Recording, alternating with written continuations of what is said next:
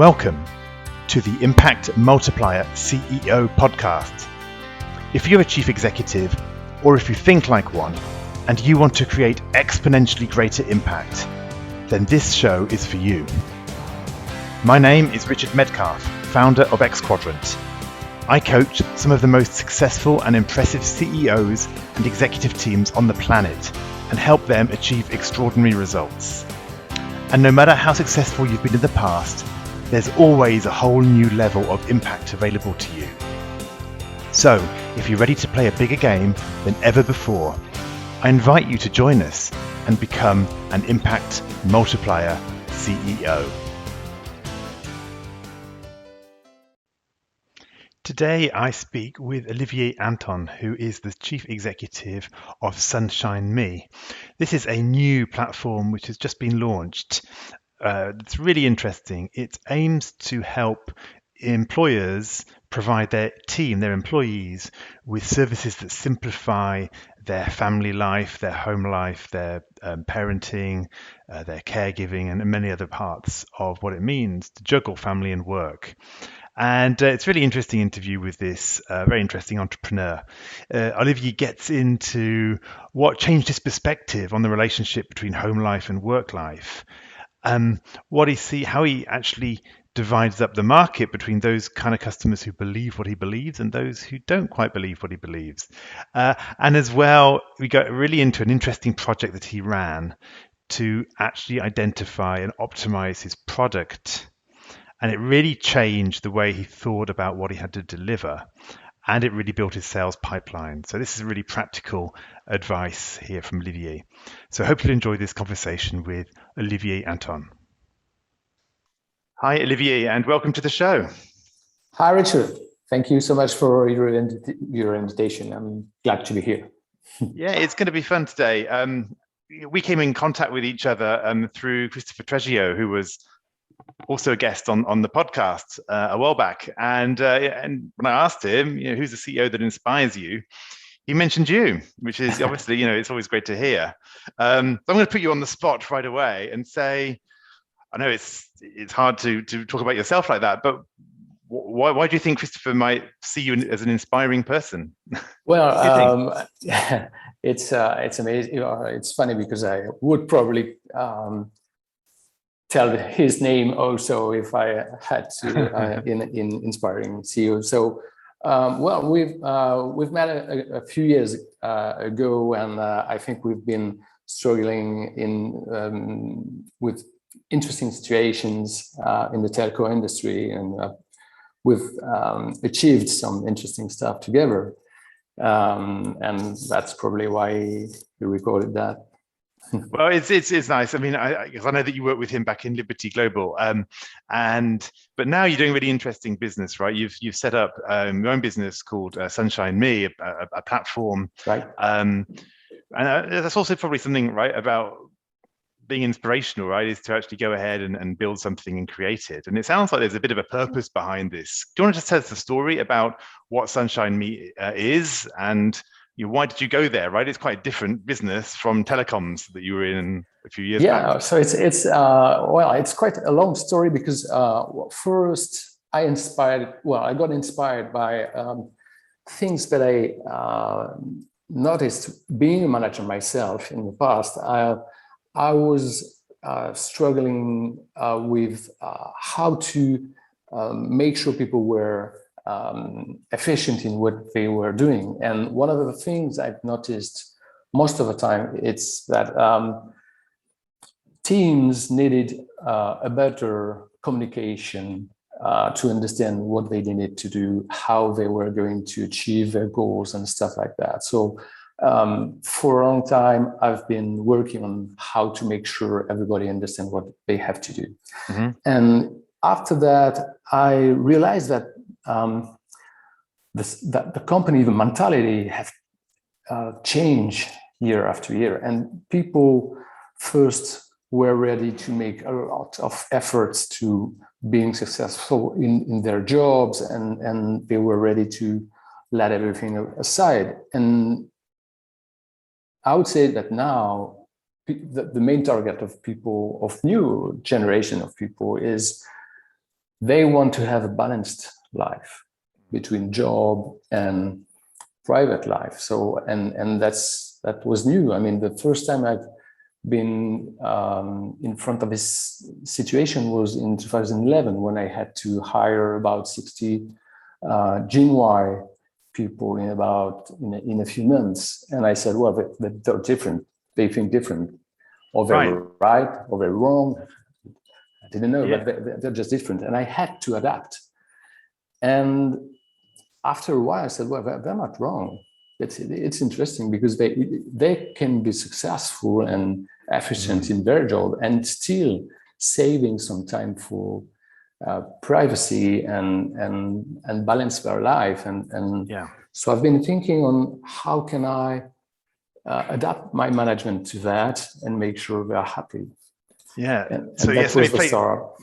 Yes, let me just play back a little bit there. So what I heard was that you were in this phase of trying to recruit 60 people in 6 months, as you said, and you started to realize that these younger employees had a different approach, which was less kind of purely work driven, and they wanted a balanced life, and they wanted to succeed outside work as well as inside work. And therefore, what I understand was there was a bit of a change in your own approach, which was, okay, I can't just drive them in the same way as before. We're going to have to manage these people differently. Absolutely.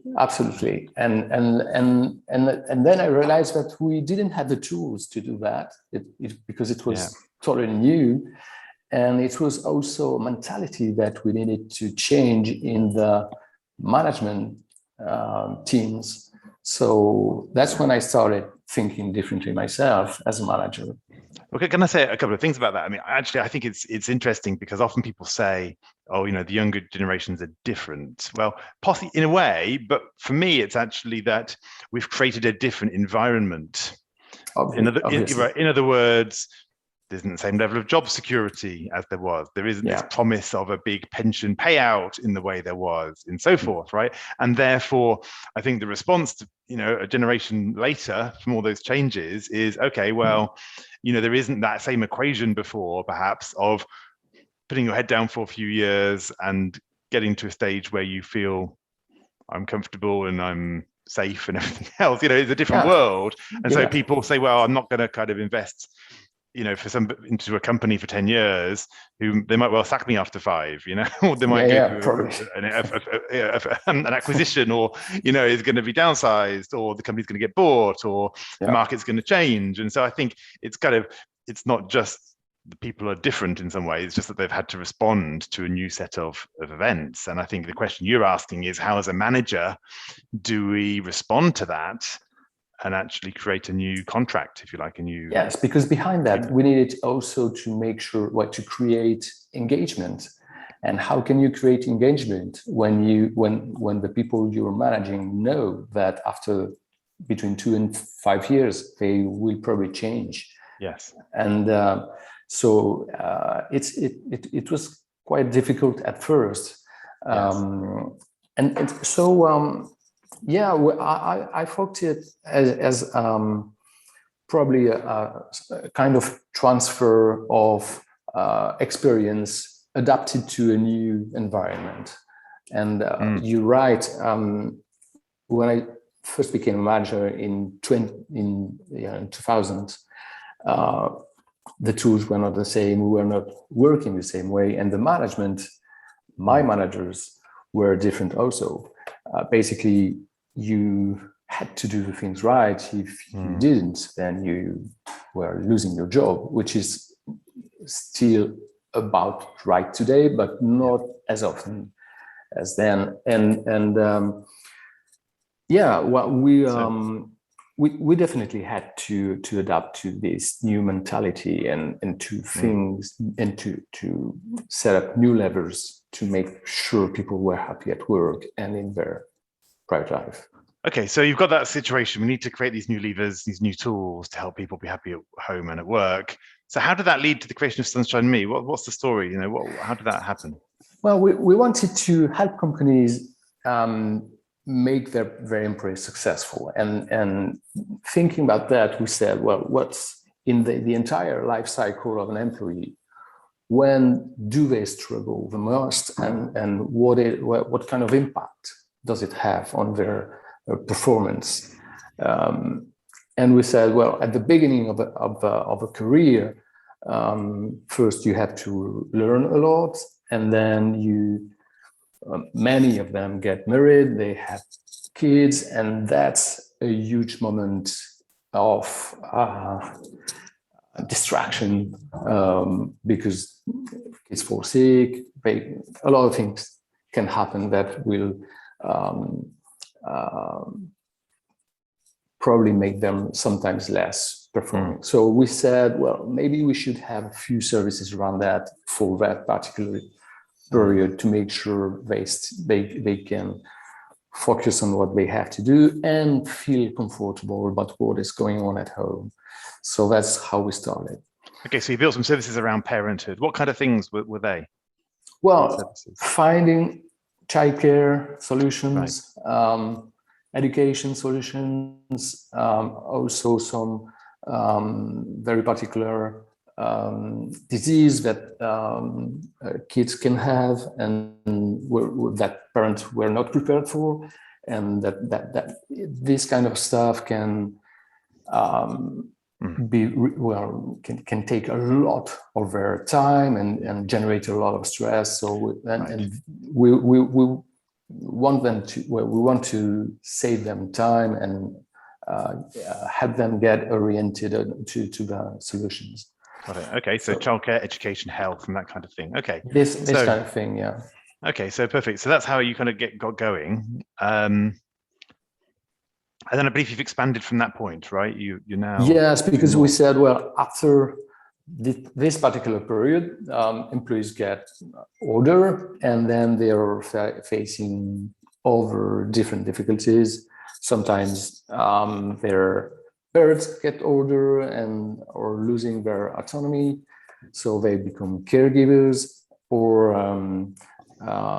well, and many different things can happen that they will disturb their career. And so again, we said we need to make sure the employer can have a tool in place that can face a lot of these situations. And it's difficult for an employer because there are so many different situations that can happen. So we thought that it was our role to make it simpler. Yeah. And also to make it easier to forecast in a cost perspective, right. Because they needed to understand how much it's going to cost and how the ROI of the entire thing. So this is why, in a way, the shutdown helped us, because we needed to solve this stuff about what price do we have to propose for companies, and what do we have to propose as a service, right, to make sure this is going to be efficient. Okay, this is why. Sorry. Yeah, let me just interrupt and let me just make sure I got the story so far, right? So you started with parenthood, you then expanded to caregivers, and then you started to think about, okay, how do we go to companies and give them visibility on their costs, right? Absolutely. And make sure we're giving them the services that they need. Yeah. Right. And make sure that we've got the right bundle here, because you could do everything, right? Huge amounts of things, right? So yeah, just take us on that last bit of the story, right? So how did you go from kind of having this initial little subset of activities to this full-featured platform that I know you're actually announcing kind of randomly? It's today, right, that you're making a big announcement around it. So that wasn't planned, but how did you kind of get to that stage where you've got something where you've really tested out and proved in the market something? So first we interviewed a lot of HR directors. We made 80 interviews in 2021 to make sure that we were thinking right, and that the issues that we were addressing were the one that they were expecting. And that's how we enlarged the services with their inputs. And first, we wanted to have a main direction that was, we need to propose concrete solutions rather than nice to have stuff like fruits in the office or stuff like that. That's nice.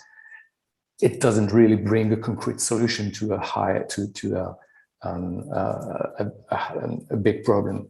So this is how we selected our first services. And then we thought that it needed to be cheap and to bring a lot of value.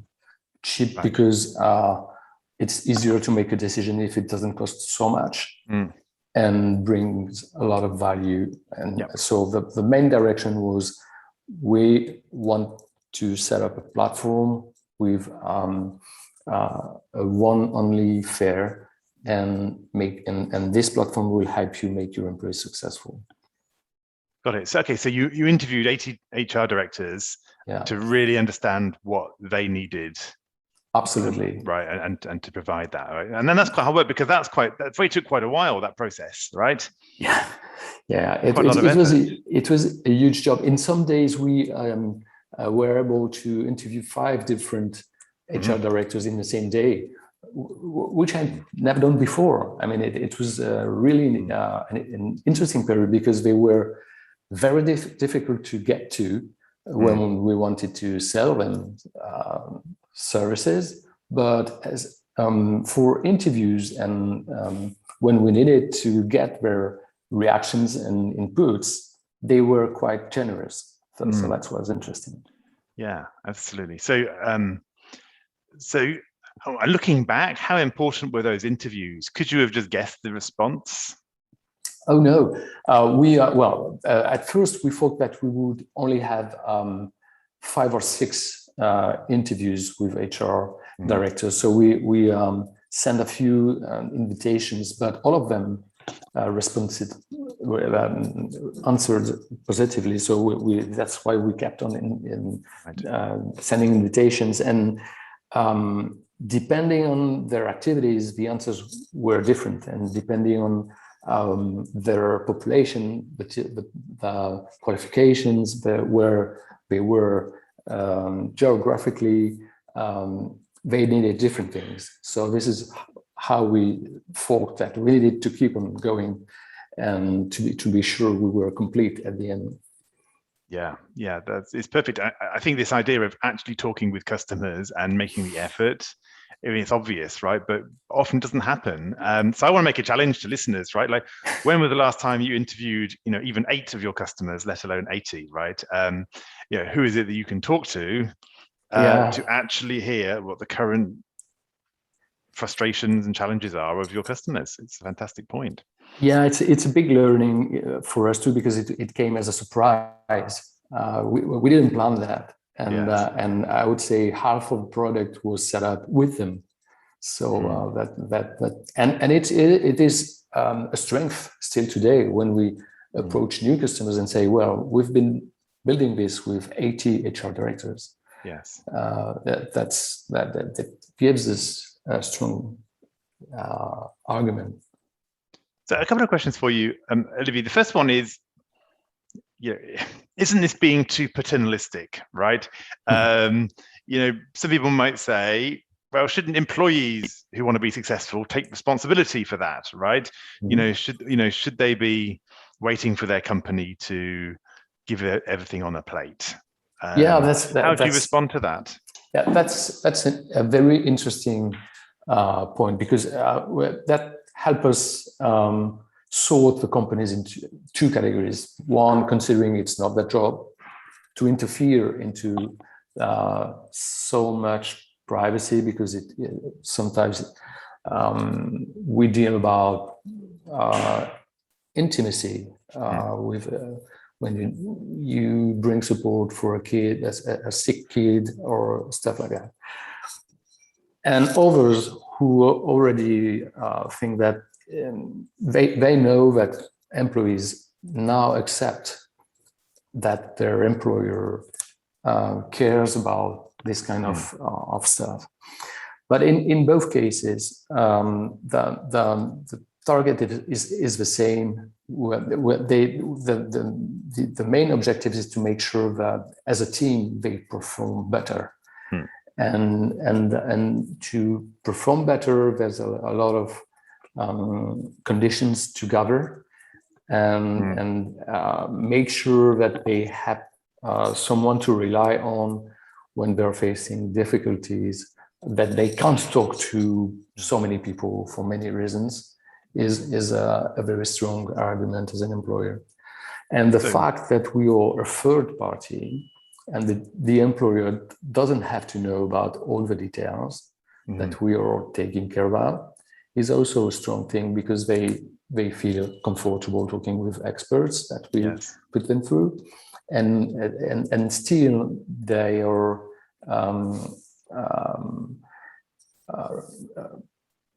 acknowledging that it's still thanks to their employer that they're getting this. So I can see some benefits. I mean, so even if you believe that it's not really your job, you might still say, well, if pragmatically this frees up time for my employees so that they can spend more time doing their job, that's a good thing. Or if it reduces attrition, because people don't want to leave because they've got these nice benefits, then those are all kind of more mercenary approaches, but they're still valid, right? Absolutely. And one of the good questions during these 80 interviews was, how far do you think it's relevant or consistent for you as a company to go and pay for these services? And when do you think it should be your employee? Right. And this is how we finalized and put the limit of this is taken care by your company, and the rest you have to pay for it. Hello, it's Richard here with a quick interlude. These conversations are all about upgrading how you think about creating impact. So here's a resource to help you do just that whilst staying fast and focused. The CEO's checklist for challenging times is a quick way to enhance your thinking and detect blind spots, even when things are moving incredibly fast and you're not sure what's going to happen next. You can get this powerful checklist of 17 world-class strategies by heading to xquadrant.com/go/challenging times checklist, with a hyphen between each of those three last words. Now, back to the conversation. Got it.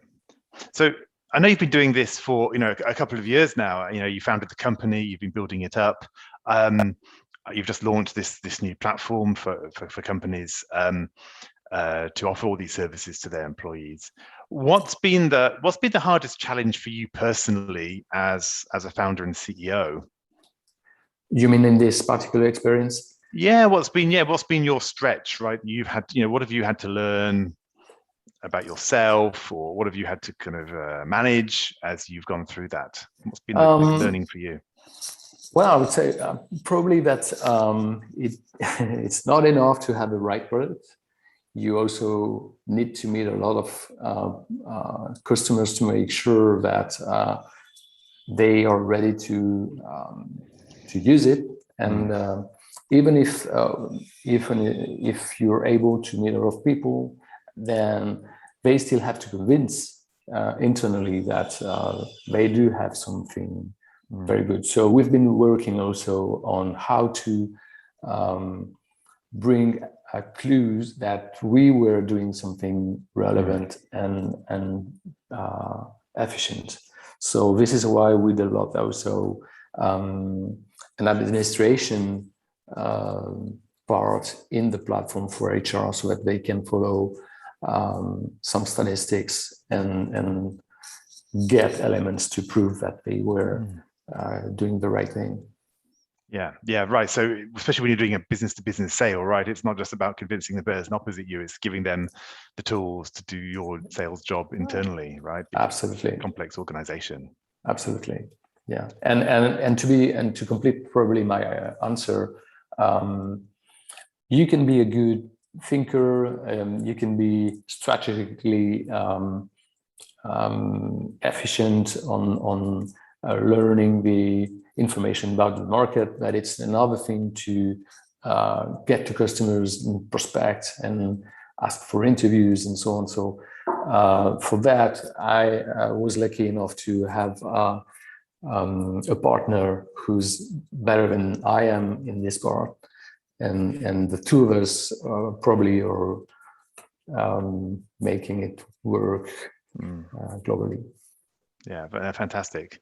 So I think this is a great subject, right? Of setting up the environment to make your employees successful. I mean, I think it happens on so many levels, right? You can do it within the processes and systems within your company, but then there's all these other distractions in our complicated lives, which I think it's really interesting to see this angle, and also then within that this deeper level of the sales process of actually doing the hard work of talking to customers. It's not the fastest way to build a product, right? Because you've got to have all those conversations and set them up and reach out, but you get that depth of insight and you build relationships at the same time, which I'm sure are also valuable.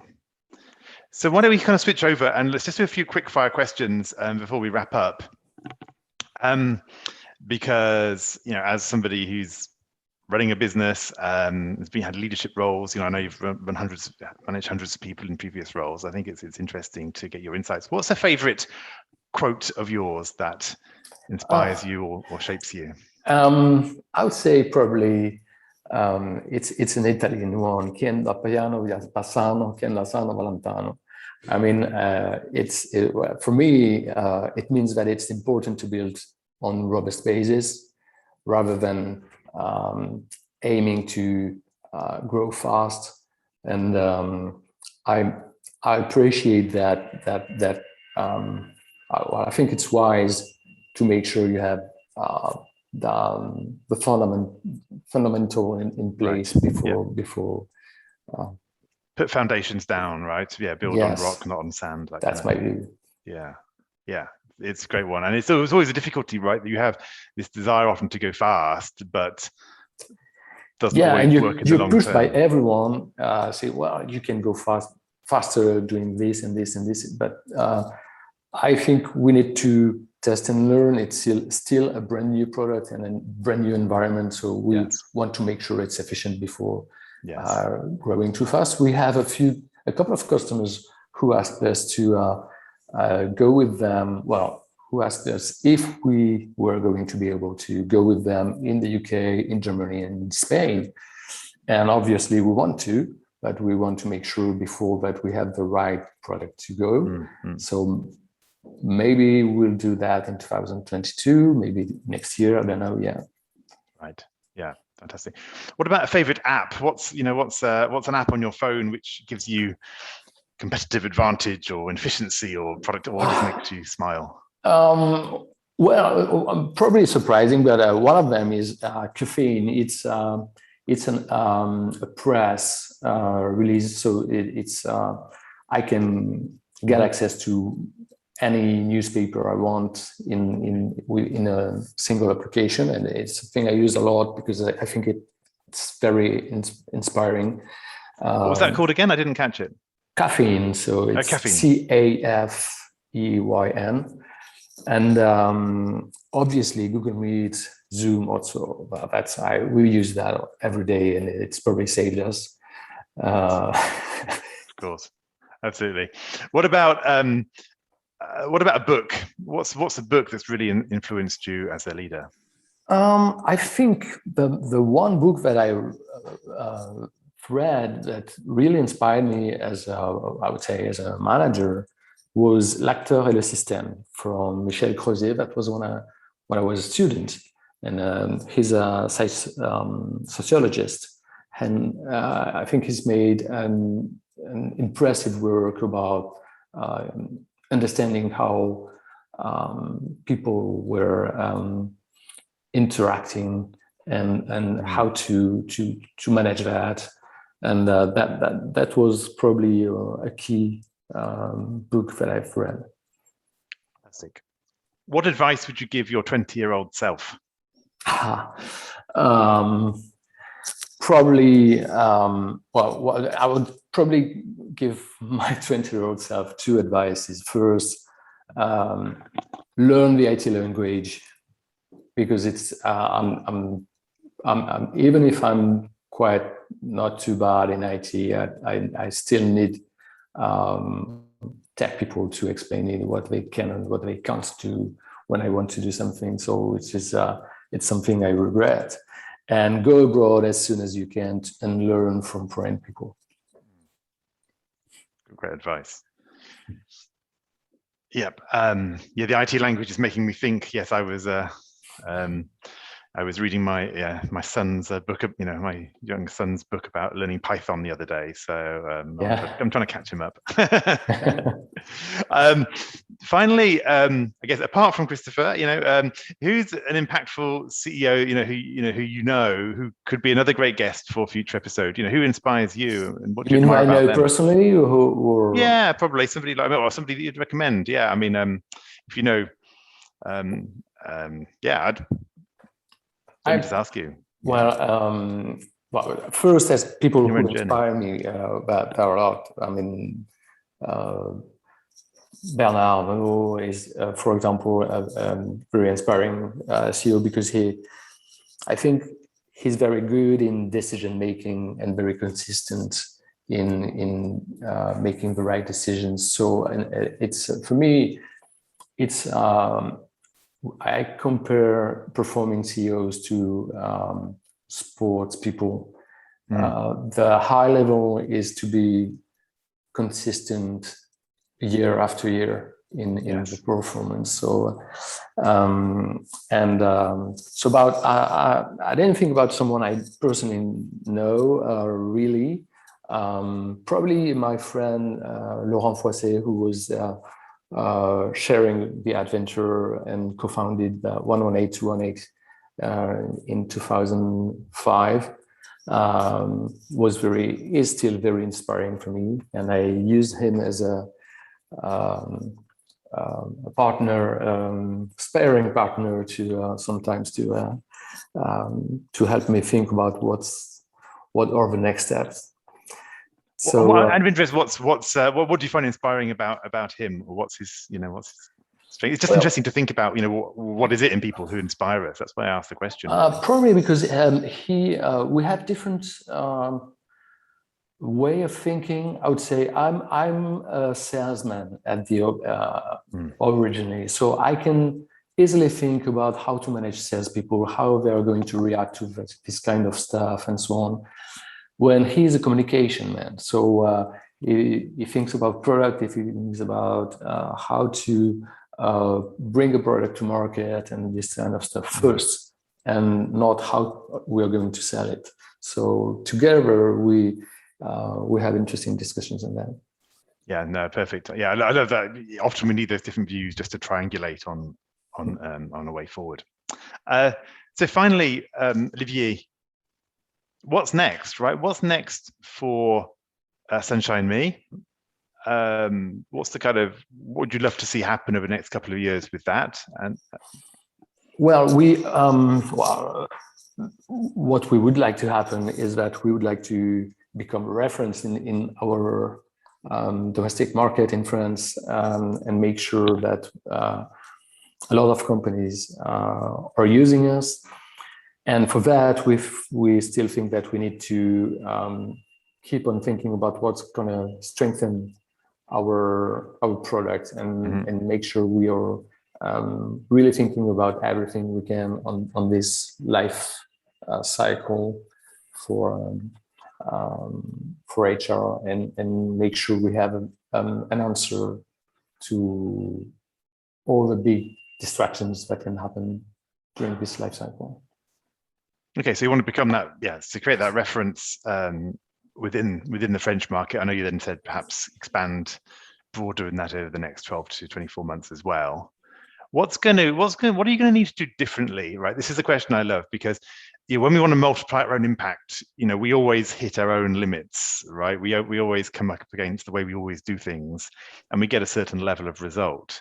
I'm always interested in what's the shift going to need to be to move you to a new level of result, right? So what's your personal challenge as you look ahead? I think the difficult step is that to move from 10 to 15 employees to 40, 50. It's because you have to adapt your processes. split the work differently between people. Today, a lot of people are doing different tasks, many tasks. And when you move to a larger organization, you have to reorganize all that. And sometimes you have to change people because they're not interested in doing less things and so on. So it's a difficult transition. So that's probably the biggest difficulty we'll have in front of us. And what will be your specific challenge within that? Because I mean, there's an intellectual challenge. Yeah, perhaps, my specific challenge will be to decide when we will move to a higher, to hire more people and do that change, because it's a decision that depends on the means that we have, and so when are we going to be ready to invest so much money to move to the next level? Got it. So it's a risk also. Yeah, perfect. So let's wrap up. If people want to find out more about you or about Sunshine Me, where do they go? As I say, I think it's a really interesting platform, and I'm sure there's a lot of people who will be interested in finding out. Where would they go? There's obviously our website, sunshineme.fr, where they can find a lot of information about the product itself, even if they won't be able to see the platform because it's only for customers. And obviously they can reach me on my LinkedIn profile, which is totally open. They can get even my phone number. Perfect. Well, Olivier, it's been great, really interesting talking to you. I know you're at relatively early stages of the business, but I think I've loved this. This holistic view, right, of thinking about employees and thinking about what does it take to make them successful and to free them up for doing what they need to be doing.